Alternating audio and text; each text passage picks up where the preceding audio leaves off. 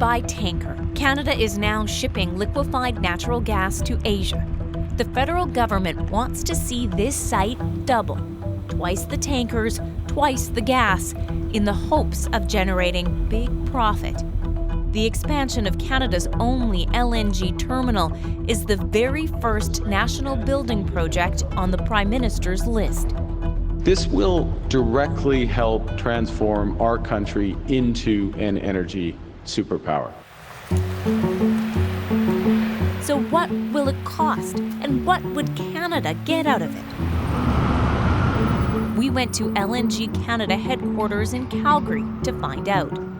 Teresa Waddington is the Deputy Chief Operating Officer for LNG Canada. We see an exciting opportunity to build on our early successes from the phase 1 of our project and the benefits it's bringing to British Columbians, to First Nations, to Canadians. Canadians don't own the terminal. 5 private multinational companies do, led by energy giant Shell. They foot the bill for phase 1, an estimated $40 billion, the largest private sector investment in Canadian history. And it's the companies that will decide if they want to spend big to expand. What can you tell me about how much it would cost?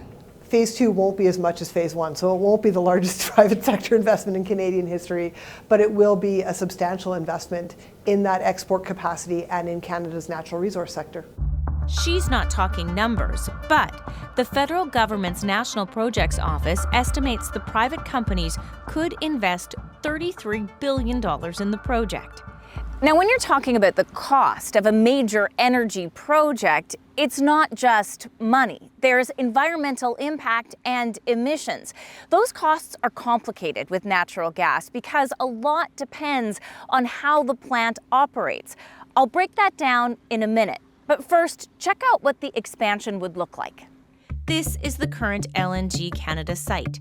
Phase 2 would double the compression facilities, storage, and add a second tanker berth. And here's the thing.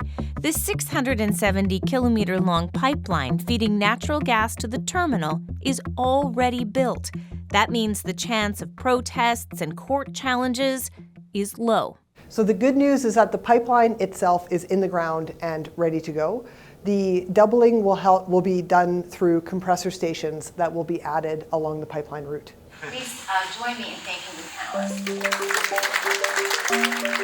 To get a sense of what Canada would get out of the expansion, Canada can export west. It can export in every direction. We caught up with the Macdonald-Laurier Institute's Heather Exner-Perot in Washington, D.C.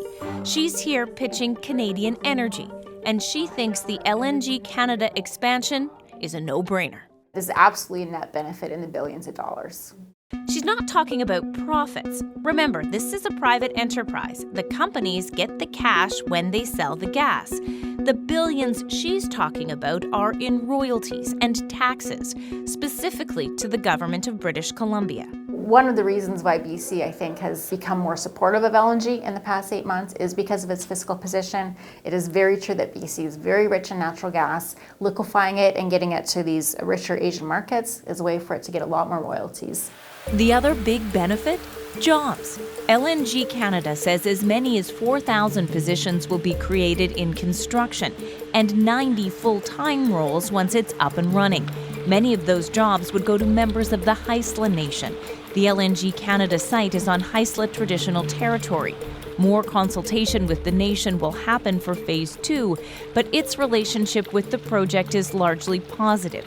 Here's how Chief Councillor Maureen Nice sees it. Of course, we need jobs in our community. We need not only jobs that construct these facilities, but we need jobs that are lasting.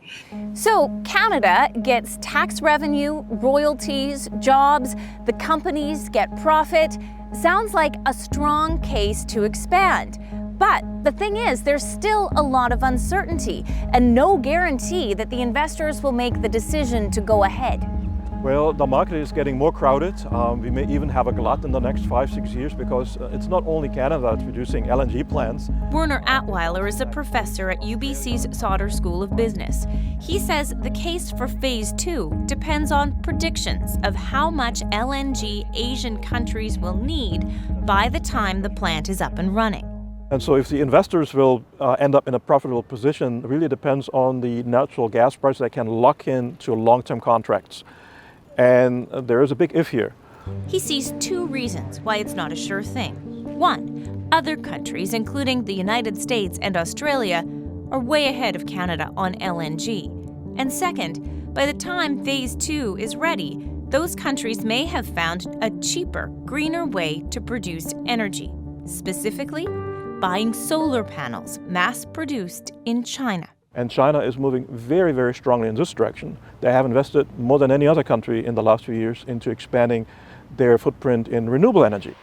Okay, let's take a minute and go back to the emissions issue. Yes, burning natural gas is cleaner than other fossil fuels, but it's still a fossil fuel. Right now, the LNG Canada plant runs on gas, creating emissions. Phase 2 is permitted to do the same. And if it does, Attweiler says BC and Canada's greenhouse gas emission targets are toast. How significant do you think that cost is in terms of emissions targets?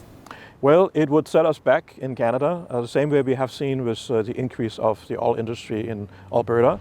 Now, there is a plan to use clean hydroelectricity to power the LNG Canada site, but BC doesn't have enough right now. Electrifying the project, along with new mines and other sites, would mean building more energy infrastructure, costing billions. Who would pay for it? Well, maybe ratepayers. That all makes the case for expansion a little less clear. As for being on Ottawa's list, will it make a difference if the Prime Minister of Canada says, this is the priority, invest? I don't think so. I think that is a lot of wishful thinking when politicians stand up of whatever political stripe and say, I'd like to see this project go ahead, but at the end of the day, they're not financing it. They have to leave it to the market conditions and the investors. So it is, again, there's so many pieces in a decision. Back in Calgary, though, Teresa Waddington says being on the national projects list is important to LNG Canada's investors. It means a lot to them to know that there's going to be a stable and welcoming environment for them. Could that influence the decision of whether or not to go ahead? It's definitely a factor. A deciding factor? We don't know. Will there be double the amount of tankers here eventually? Maybe. But ultimately, it's not up to Ottawa. Top of the list or not.